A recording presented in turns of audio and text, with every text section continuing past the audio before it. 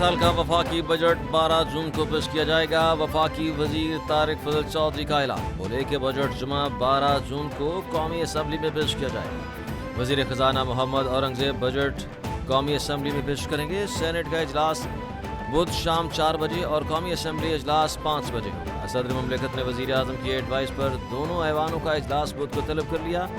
Pakistan Peoples party کا بھی budget منظوری کے لیے گرین سگنل. دوسری جانب پنجاب حکومت نے مالی سال 2026-27 کے بجٹ کی خد و خال کو حتمی شکل دی. پنجاب کا بجٹ 16 جون کو پیش کیے جانے کا امکان. نئے مالی سال کے بجٹ کا حجم 5131 ارب روپے ہونے کا امکان.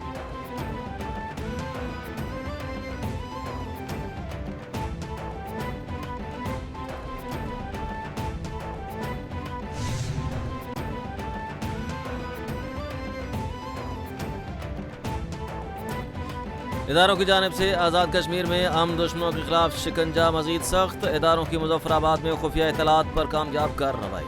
رائے سے منسلک 5 مشتبہ افراد گرفتار کر لیے گئے. ترجمان آزاد کشمیر پولیس کے مطابق اداروں نے حملے میں خفیہ اطلاع پر آپریشن کیا. گرفتار افراد سے ڈیجیٹل آلات، حساس تنصیبات کے نقشے اور مبینہ حملے منصوبے برآمد. ملزمان سے 7 خودکار ہتھیار اور دیگر جنگی سامان بھی برآمد.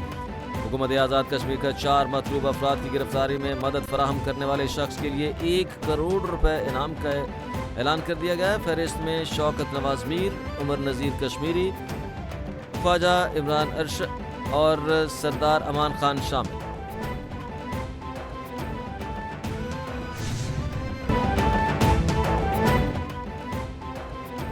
فتنہ الخوارج بھارت اور کالعدم جوائنٹ عوامی ایکشن کمیٹی کا گٹھ جوڑ بے نقاب. افغانستان میں فتنہ الخوارج اور را کے لیے سرگرم خارجی شہزاد کالعدم جوائنٹ عوامی ایکشن کمیٹی سے روابط منظر عام پر.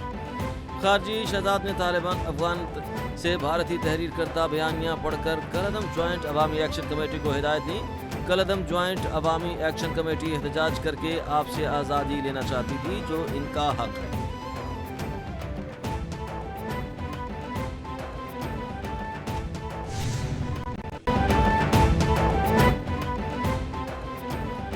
آزاد کشمیر کے عوام کے باشعور شہریوں نے کا ثبوت. کالعدم ایکشن کمیٹی کے پرتشدد بیانیوں کو مسترد کر دیا. کالعدم جوائنٹ عوامی ایکشن کمیٹی کے اہم رکن سید فیصل گیلانی کا نام نہاد تقریر سے مکمل لا تعلقی کا اعلان. فیصل گیلانی کا کالعدم کمیٹی کے حملوں میں شدید الفاظ میں مذمت. کالعدم کمیٹی کے 2 ارکان بھی تنظیم سے لا تعلقی کا اعلان کر چکے. کارکن راجہ سلطان نے کہا کہ امن کے قیام کے لیے انتظامیہ سے مکمل تعاون کریں گے. دوسری جانب کالعدم جوائنٹ عوامی ایکشن کمیٹی کی احتجاجی کال کو آزاد کشمیر کے عوام نے یکسر مسترد کر دیا. آزاد کشمیر میں معمولات زندگی رواں دواں. مظفر آباد، راولہ کوٹ، میرپور اور باغ میں زندگی معمول کے مطابق جاری.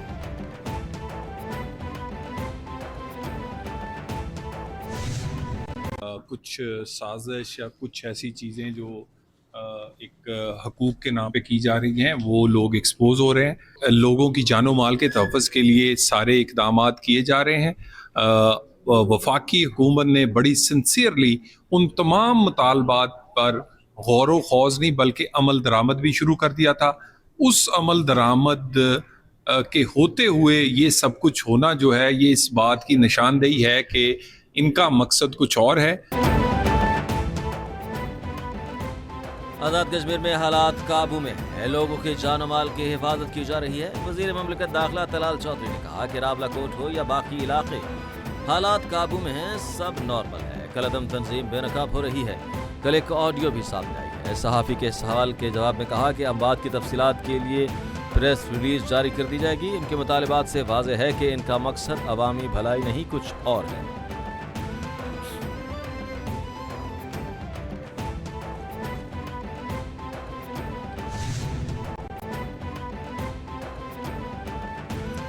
بحرین نیشنل گارڈ کے کمانڈر جنرل شیخ محمد عیسیٰ کا پاکستان کا سرکاری دورہ. ISPR کے مطابق بحرینی نیشنل گارڈ کے کمانڈر کی فیلڈ مارشل، ایئر چیف اور نیول چیف سے ملاقات ہے.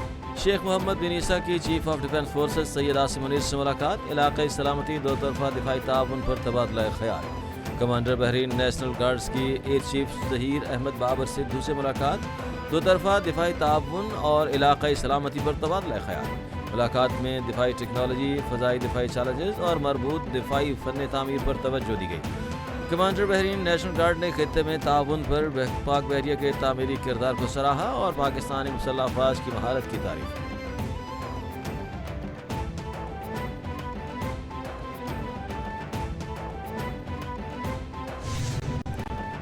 فیلڈ مارشل سید عاصم منیر سے لبنانی آرمی چیف روڈولف بائیگل کی ملاقات میں خطے کی بدلتی ہوئی صورتحال، دفاعی تعاون اور دو طرفہ فوجی تعلقات پر تبادلہ خیال۔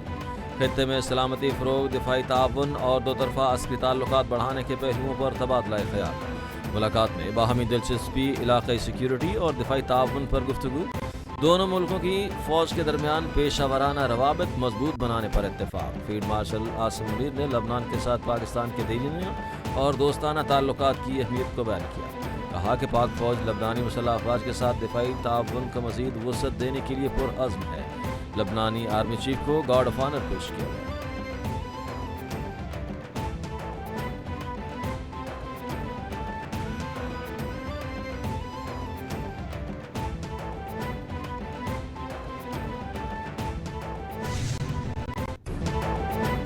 بلوچستان کے ضلع وسیمہ میں فیتنال ہندوستان کا منصوبہ ناکام، سیکیورٹی فورسز کے انٹیلیجنس پر مبنی آپریشن میں 14 خوارج ہلاک، دہشت گردوں کے ساتھ لڑتے ہوئے ایک جوان شہید، شناخت لانسولدار محمد عباس کے نام سے ہوئی۔ ترجمان پاک فوج کے مطابق دہشت گردوں کی نقل و حرکت کو روک کر مؤثر انداز میں نشانہ بنایا گیا۔ دوران آپریشن دہشت گردوں کی 4 گاڑیاں بھی تباہ۔ سیکیورٹی فورسز نے دہشت گردوں کے زیر استعمال دیسی ساختہ مواد بھی موقع پر ہی ناکارہ بنا دیا۔ صدر مملکت آصف علی زرداری اور وزیر اعظم شہباز شریف کا کامیاب آپریشن پر فورسز کو خراج تحسین، لانسولدار کی شہادت پر افسوس کا اظہار۔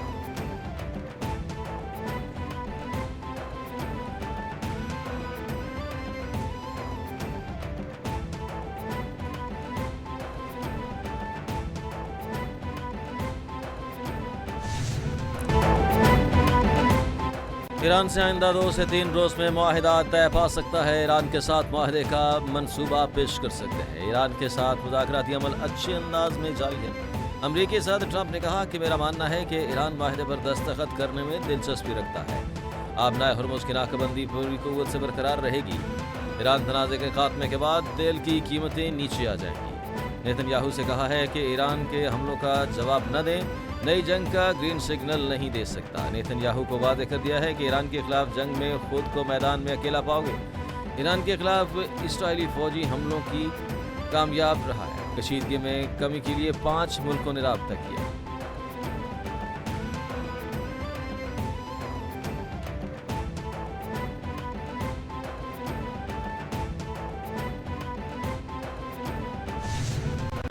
ایران اور امریکہ کے درمیان بد اعتمادی کی فضا موجود۔ چیئرمین ایرانی پارلیمنٹ قومی سلامتی اور خارجہ پالیسی ابراہیم عزیزی نے کہا کہ امریکہ کا یہی رویہ رہا تو امن مذاکرات ناممکن ہیں۔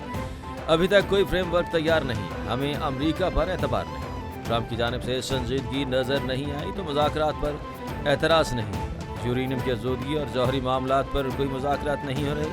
مذاکرات کا تسلسل ممکن نہ ہو تو فطری طور پر کوئی نتیجہ حاصل نہیں ہوتا۔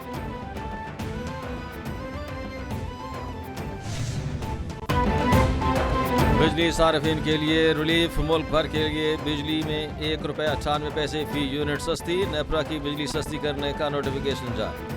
بجلی ملک بھر کے لیے جنوری سے مارچ 2026 کی سہ ماہی ایڈجسٹمنٹ کی مد میں سستی کی گئی۔ بجلی سستی کرنے کا اطلاق جون سے اگست 2026 کے 3 ماہ کے لیے ہوگا۔ فیصلے سے بجلی صارفین کو 67 ارب روپے کا ریلیف ملے گا۔ سہ ماہی ایڈجسٹمنٹ کا اطلاق کے الیکٹرک صارفین پر بھی ہوگا۔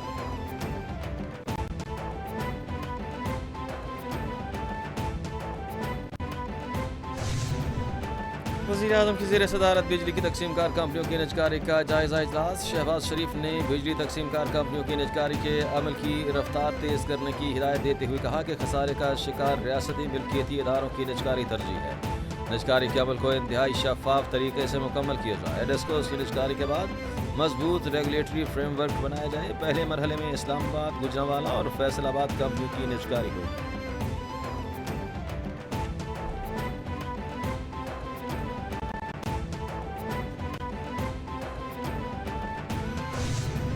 5 हल्के ऐसे हैं जिनमें री पोलिंग के लिए दरखास्तें आई थी और वो मुतल्लिका DRO साहिबान ने रिकमेंड किया था।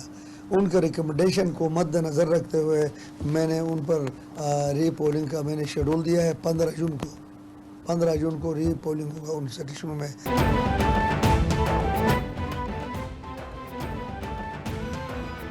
Chief election commissioner Gilgit Baltistan ने 5 हलकों पर नताइज रोक दिए, दोबारा पोलिंग का हुक्म। GB 13 स्टोर, GB 15 दियामर 1, GB 16 दियामर 2 और GB 17 दियामर 3 इंतखाबी नताइज रोक दिए। हल्का GBA 8 स्कर्दू 10 पोलिंग स्टेशनों के नताइज कलअदम। चीफ इलेक्शन कमिश्नर राजा शहबाज खान ने 5 हलकों को दोबारा पोलिंग के लिए अहकाम देते हुए कहा कि 5 हलकों के 21 पोलिंग स्टेशन पर दोबारा पोलिंग 15 जून को होगी। जहाँ तक बजट का ताल्लुक है, देखो ये भी एक आईनी और कानूनी है। लास्ट टाइम भी खान साहब से मुलाकात नहीं हुई थी और फिर पार्लियामेंट्री फैसला किया हुआ है। पीपल्स पार्टी के खिलाफ या PMLN के खिलाफ जो हमारा बयानी है वो आज भी है कि उनके पास ही हमें हमारा मैंडेट चोरी करके उन लोगों ने लिया। तो जिनके पास हमारा मैंडेट जा चुका हो तो उनके साथ हम मिलकर के क्यों हुकूमत बनाएंगे। PTI ने गिलगित बल्तिस्तान इंतखाबात के नताइज को मुस्तरद कर दिया, मामला कौमी असम्बली में उठाने का ऐलान। बैरिस्टर गौहर ने कहा कि अवाम ने जिसको मैंडेट दिया हक़ हुक्मरानी उसी के पास होना चाहिए। बजट आइनी और कानूनी मामला है, ये वक्त लड़ने का नहीं अवामी रिलीफ का है। आज़ाद कश्मीर में 12 नशस्तों का मामला आइनी है, आइन से ही हल होगा। असद कैसर ने कहा कि गिलगित में हमारा मैंडेट छीना गया, अवाम का मुकदमा कौमी असम्बली में लड़े।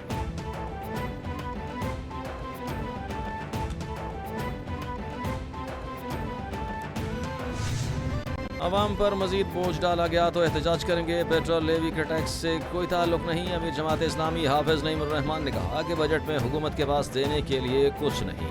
क्या मरियम नवाज ने जहाज IMF से पूछकर खरीदा? पीपल्स पार्टी को अब गिलगित बल्तिस्तान में भी सीटें दे दी गई। कराची की अमीरशिप के बाद गिलगित पर भी कब्जा। ये सब बंदर बांट हो रही है, ये लोग मिलकर हुकूमत कर रहे हैं।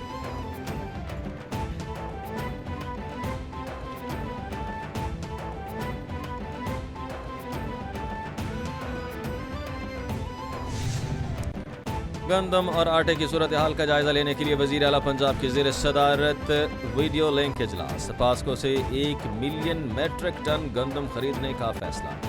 वजीर आला मरियम नवाज ने सूबे में आटे और गंदम के निर्ख में इस्तेहकाम के लिए पास्को से गंदम खरीदने की मंजूरी दे दी। सूबे में आटे के निर्ख और व्हीट मार्केट के इस्तेहकाम के लिए पास्को से गंदम खरीदनी की जाएगी। सस्ता आटा और सस्ती रोटी यकीनी बनाने के लिए फ्लोर बिलों को गंदम 3300 रुपये फी मन फराहम की जाएगी।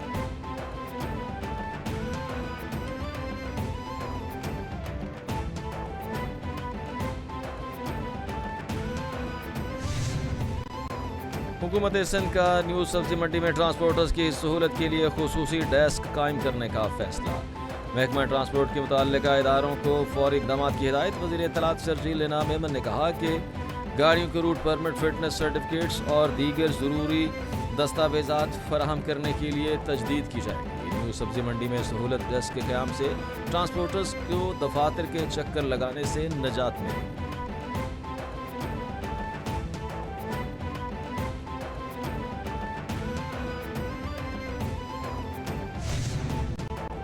आएं बैठें बात करें। लबनान के सदर की इसराइली हुकूमत और अवाम को मुज़ाकरात की दावत। सदर जोसेफ ऑन ने कहा कि अस्करी हल इसराइल के लोगों को कभी तहफ़्फ़ुज़ और सलामती नहीं दे सकता। हम बातचीत के लिए तैयार और पुरअज़्म हैं। जंग के खात्मे मुआहदा होने से पहले इसराइली वज़ीर आज़म से मुलाकात नहीं होगी। कोई भी मुआहदा अदम जारहियत का होगा, मुकम्मल अमन मुआहदा नहीं।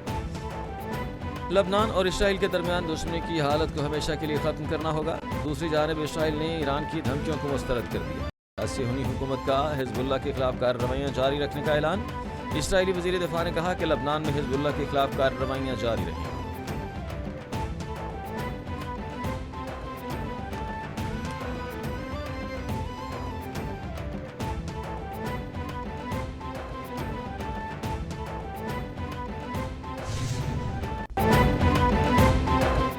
मुल्क के मुख्तलिफ इलाकों में गर्मी का राज ताहाल बरकरार।